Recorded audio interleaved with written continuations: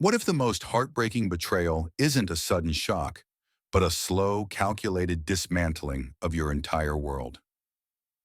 There was a book, one specific, well-worn paperback, its spine cracked from countless readings. Myra, my wife of 11 years, ran her thumb over its cover with the delicate precision of an archivist. That's when I knew, truly knew, she wasn't coming back. She stood by the packed duffel, humming a tuneless melody, the same one she always hummed when she was about to do something utterly destructive. Not destructive like a forgotten anniversary or a burnt dinner. Those were forgivable flaws. Destructive like vanishing for an entire weekend, claiming a solo retreat to clear her head, only for her friend's husband to accidentally text me a photo of Myra in a luxurious robe, a half-empty champagne glass beside her, taken in what was clearly not a remote cabin. I didn't raise my voice. I didn't let the tears fall, though my throat burned with them. I just watched her, this woman who once called me her anchor, tuck that worn paperback into her bag. As she turned toward the door, the book a silent testament to our shared past now being erased, I finally spoke the words I'd rehearsed for 3 agonizing weeks. Go on, Myra. But the moment you cross that threshold, our life together is over. There's no coming back. She paused, not in surprise, but with a deliberate slowness that suggested she wanted to savor the finality of the moment. Her head tilted, not in confusion, but with a detached weariness, as if I were a predictable plot twist in a story she'd already finished. Then she left. No second glance, no lingering touch, not even a simple, be well. I stood there, a discarded prop in a scene I hadn't written, wearing old pajama bottoms and mismatched socks, clutching a cold, forgotten mug of coffee. How had I become so painfully irrelevant to the person who once swore I was her entire universe? I didn't chase her. Instead, I sank onto the cold kitchen tile, my gaze fixed on the refrigerator. The magnet, a souvenir from our honeymoon that read, "Love endures," slowly began its familiar slide, dragging down a grocery list with it. I didn't reach out to fix it. I just watched it fall, mirroring everything else. That night, I opened her laptop, the one she guarded with a fanaticism usually reserved for state secrets. It took me less than a minute. Her password was still the street name of our first apartment. Bless her ironic heart. And what I uncovered there. Here's what no one tells you about the digital age of betrayal. It leaves a paper trail, indelible and damning. The folded sock, or rather the cherished paperback, was merely a warm-up act. The house became a mausoleum after she left. Every room amplified the silence. Every object felt like an orphaned relic. The ceramic mug she always left by the sink, the half-used bottle of sandalwood shampoo in the shower, the lone loafer by the door. I wondered if she'd left them to haunt me, or if they simply held no meaning to her anymore. Then I saw it, her phone, charging quietly on the hallway console. A monumental oversight, or a quiet, calculated dare? I didn't know, but in that instant, it felt like the universe had tossed me a lifeline, even if it was made of barbed wire. I swore I wouldn't touch it. I walked past it 3 times. I brewed a mug of chamomile tea I didn't want. I even turned on the TV, letting a meaningless sitcom fill the oppressive quiet. But the phone exerted a gravitational pull I couldn't resist. And when my fingers finally brushed its cool surface, my hand was already trembling, as if it knew the precipice I was about to stand on. No passcode, just a swipe. She must have believed she'd be back before I noticed, or perhaps she hadn't considered me at all. Her messages were open, the top thread with a contact simply saved as Jax. Just those 3 letters, almost as if she wanted to be caught, but not too easily. My heart hammered against my ribs as I tapped the chat. It began innocently enough, weeks ago. Shared articles, mild flirtations, playlists exchanged. Then the slide. Inside jokes I was never privy to. Flattery, an address for the Grand Summit Hotel. A photo of her in the mirror, wearing a shimmering midnight blue dress I'd never seen, captioned, "Does this make you regret bringing your wife?" And then a single voice note. 10 seconds. I stared at the play button for what felt like an eternity before pressing it. Her voice breathless, A familiar, playful giggle. He still doesn't know. Poor Liam keeps, well, let's just say he's still tending to things at home, believing it earns him my loyalty. Then a man's low, self-satisfied chuckle, the sound of someone who knew they'd already won. I didn't hurl the phone across the room. I didn't scream. I simply sat down on the bottom step of the staircase, listening again. 5 times. Not because I disbelieved it, but because I needed the lacerating pain to be sharp enough to finally cut through the ingrained habit of forgiving her. And for the first time since she'd walked out, I whispered something I hadn't articulated in years, not even to myself. I deserve better. I don't recall falling asleep, only waking up hours later, slumped against the banister, Myra's phone still clutched in my hand, my neck aching from its awkward angle. The screen was dark. A missed call from Jax illuminated it again. I didn't answer. I just stared at the name, wondering how many hours of my life had been spent believing in a charade, exchanged for lies behind that innocuous alias. Jax. Was it a real person? Someone I knew? Someone I'd smiled at, oblivious to their role in slowly erasing me? I placed the phone down as if it were radioactive and dragged myself into the kitchen. I opened the refrigerator out of habit and let out a hollow laugh when I saw the Tupperware. Tuscan chicken with roasted vegetables, the dinner I'd planned for that night. Her favorite. I had defrosted the chicken, diced the vegetables, marinated everything. Because even after everything, I was still trying, still cooking for someone who had already made reservations elsewhere. I dumped the entire meal straight into the trash. No ceremony, just a quiet, deliberate act of rage disguised as a chore. Then I took a long, hard look at the empty dining table. 2 chairs, only one place setting, 2 wine glasses untouched. And sitting at the center of it all was the small, engraved hurricane lamp she once said reminded her of our very first date. The one at the rustic B&B when the power went out and we ate takeout by flashlight, broke and freezing, yet she'd called it magic. Now she was in luxury hotel rooms with someone else. Rooms that probably smelled nothing of sandalwood and shared nostalgia. Rooms where she didn't have to pretend I was enough. I went to my laptop. I didn't know precisely what I was looking for, but I started with hotel names. I remembered a hotel chain mentioned on an old expense report she dismissed as a work event weeks ago.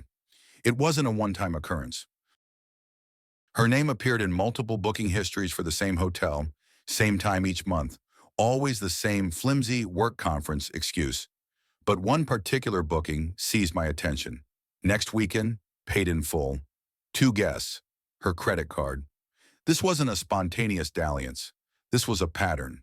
She was planning another rendezvous, probably believing I'd still be organizing our life while she played house with Jax. But this time, I wasn't arranging anything for her except the end of her secret. I booked the room directly above theirs, not for a dramatic confrontation, not for immediate revenge, but to simply observe, just once, how it looked from the outside. The reservation confirmation landed in my inbox like a countdown. Room 6113, 1 floor above her. I didn't hesitate.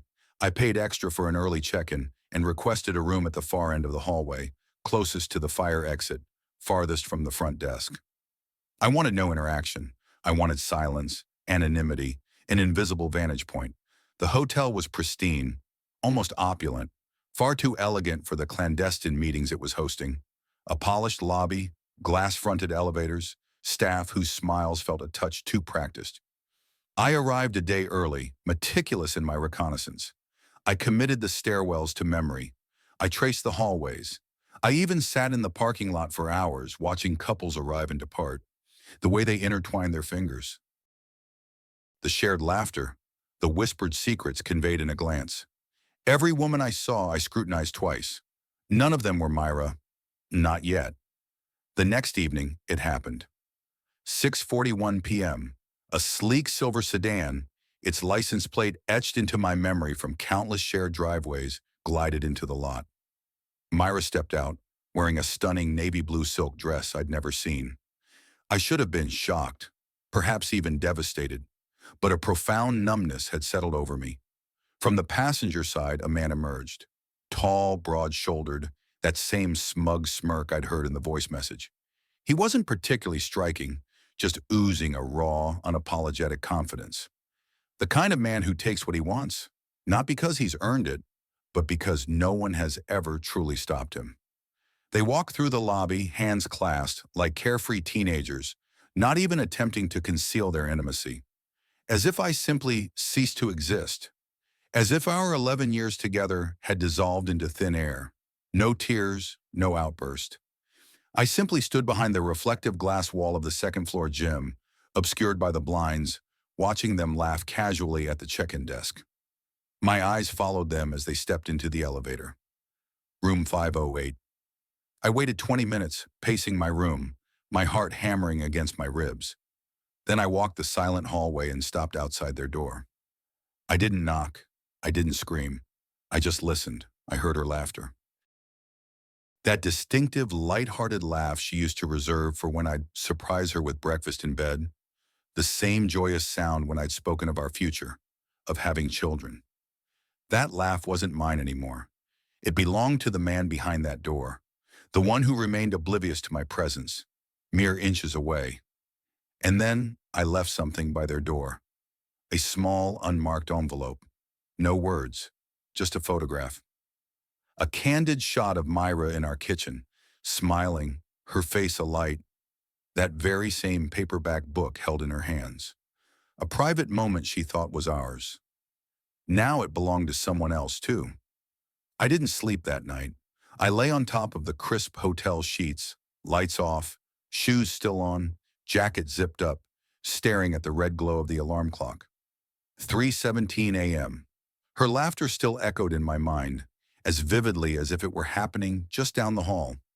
I wondered if she'd seen the envelope, if she'd paused, if her expression had shifted when she recognized the photo, or if she'd simply picked it up, tossed it aside, and continued whatever silent betrayal unfolded behind closed doors.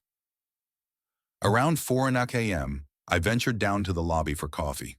The overnight clerk barely glanced up. I was invisible to everyone there, and for once I found solace in that anonymity. I sat in one of those oversized lobby armchairs next to a lifeless, artificial plant, watching the elevator. I don't know what I expected. Her to come rushing down, full of remorse. Him to storm out, fists clenched, demanding an explanation. Nothing happened, not that hour, not the next. Sometimes the quiet is the loudest answer. By 7:30 a.m., I was back upstairs, a restless specter haunting the hallway. Room 508 remained silent. No one emerged. I stared at the door until the number itself filled me with a visceral hatred. Then I did something I hadn't planned. I slipped another note under their door. Just one sentence. He knows. No name, no explanation. Just those two chilling words. I don't know if I wanted to terrify her or simply free her from her own lies. Perhaps both. Perhaps I wanted her to finally grasp that she'd burned the very last bridge, and I wouldn't even attempt to save it from collapsing. I checked out an hour later. Not a word from Myra. No missed calls, no messages. I half expected some dramatic confrontation in the parking lot, but she remained upstairs. Or perhaps she'd slipped away through another exit, another deception. Either way, she vanished from my line of sight, just as she had, effectively, from my life. I drove home in a profound silence, past the charming diner where we'd celebrated our first post-wedding breakfast, past the familiar gas station where she once cried in my arms because our card declined, and we couldn't afford groceries, past the weathered park bench where she'd confessed she didn't believe in soulmates, but thought I came remarkably close. Every place where we'd etched a memory became a fresh wound that morning. I arrived home to find the same ceramic mug still on the sink, the same laundry basket, the same pervasive silence. But then my phone vibrated, a message from Myra. No apology, no explanation, just 5 stark words. We need to talk tonight. I must have reread that message 50 times. We need to talk tonight. 5 words that sounded less like genuine regret and more like scheduling a dentist appointment. There was no urgency, no hint of contrition, just a cold, sterile sentence tossed into my phone, utterly devoid of the immense weight of everything she'd shattered. I didn't reply. I just stared at the screen until it went dark, then tossed the phone onto the couch as if it had personally insulted me. The hours leading up to that night felt like slow-motion torture. I cleaned the house not because I wanted it to appear presentable, but because I desperately needed to feel in control of something, anything. I scrubbed the counters until they gleamed, did the laundry she'd abandoned, vacuumed even though the carpet didn't truly need it. I even folded a pile of clean towels, a wave of realization washing over me that I was still folding things for her, still attempting to impose order on a space she'd turned inside out. At precisely 7:12 p.m., headlights cut across the front window. She was early. I stood hidden behind the curtain, a coward in my own home, watching her step out of the car. She wore jeans and a simple hoodie, no makeup, her hair pulled back in a loose ponytail. She looked like the Myra I used to know, but I wasn't fooled. That version of her, the one I'd loved, didn't exist anymore. Or perhaps she never truly had. She walked in without knocking. That single act infuriated me more than almost anything else. As if she still belonged here. As if she still held some inherent right. "I figured you'd be home," she said casually, as if greeting a neighbor. I didn't answer. I simply sat down at the kitchen table and gestured to the other chair. She sat, crossed her arms, not even a flicker of nervousness in her eyes. "I saw the envelope," she stated, her voice flat. "Nice touch." I remained silent. I wanted her to squirm, to beg, but she didn't. She met my gaze with those same eyes I once found myself lost in. Now they were sharper, colder. "Look, Liam," she began, a practiced sigh escaping her lips. "I don't know what you think you saw, or what you think you know." "No." I cut her off, my voice dangerously low, trembling with restrained fury. "You don't get to rewrite this narrative. I heard the recordings. I saw the hotel bookings. I know about Jax." She blinked. That was the first genuine emotion I'd seen from her all week, a fleeting crack in her carefully constructed facade. "I didn't mean for it to go this far," she said finally, her voice softer. "I was lonely. You haven't been the same. You stopped being enough," I snapped. "You cheated, Myra. Don't you dare try to turn this into my failing." She leaned back, her mouth tightening into a thin line. "I'm not trying to justify it. I don't know. I got caught up in something, and Jax made me feel, don't finish that sentence." The silence stretched, long and heavy, filling the room with unspoken accusations. Then she whispered, almost inaudibly, "I don't love him." "But you don't love me either," I said. She offered no argument, no denial. And that truth, that unspoken admission, hurt more profoundly than any affair ever could. I stared at the laptop screen for so long, my eyes burned. Her name, another man's name, a lease signed 2 months ago. That meant while I was still planning our anniversary celebration, she was signing paperwork to begin a new life without me. And not just with Jax, with someone else. Someone I never ever saw coming. And when my brain finally registered who the second name on the lease belonged to, my heart didn't just break. It twisted into a grotesque knot of disbelief. It was Reese, my cousin. We had grown up like brothers. He came to every holiday dinner. He crashed on my couch for an entire summer during his own messy divorce. He'd helped me fix a leaking pipe under the kitchen sink just last fall, right in front of Myra. I remembered he'd made her laugh that day. I hadn't thought much of it at the time, but perhaps that shared laugh was the genesis of something. Or perhaps it was simply the first moment I'd been allowed to witness. I dug deeper through her archived emails. There were messages from Reese, too. Short, innocuous, seeming exchanges. Logistics confirmed. Move-in date handled. Got the keys. Every sentence felt like a fresh dagger, twisting deeper into an already gaping wound. This wasn't just an affair anymore. This was a fully orchestrated escape plan. They weren't caught in the act. They were meticulously organized. What if the one person you trusted above all others was quietly plotting your downfall with the person closest to you? I closed the laptop without logging out and just sat in the oppressive dark. That was the moment the full, devastating weight of it truly hit me. It was never just about Jax. He was a distraction, a decoy. Maybe he existed, maybe he didn't.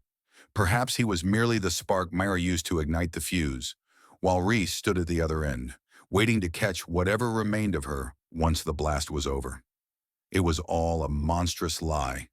Every apology, every flimsy excuse, every word she'd uttered the night she came to talk, she wasn't seeking closure. She was conducting a final reconnaissance, checking to see if I was close to uncovering the full, ugly truth. And now, I had. The next morning, I packed her remaining things. Every shoe, every forgotten book, every last trace of her that still clung to my walls. I loaded them into the trunk of my car, not out of blind rage, but with a cold, clear resolve. I drove to the condo address listed in the email and left everything neatly at the door. No note, no grand drama, just the last physical fragments of me that had anything to do with her. On the way home, I stopped at the hardware store and bought a new lock for the front door. The guy behind the counter, a grizzled man with kind eyes, asked me, "Moving in or locking someone out?" I offered a small, knowing smile and said, "Both." By the time she called that night, her name flashing across my phone screen, I was already sitting on the porch with a cold beer, watching the streetlights flicker on, fading into the encroaching darkness. I didn't answer. Some doors, once irrevocably closed, are never meant to open again. The days that followed were quiet, yes, but they were far from empty. For the first time in a long time, I wasn't waiting for a door to open or a phone to buzz. I started sleeping through the night, a deep, restorative slumber I hadn't realized I'd missed. I picked up my old camera again, the one that had sat gathering dust for years. I walked through town, capturing photos of things I used to simply ignore.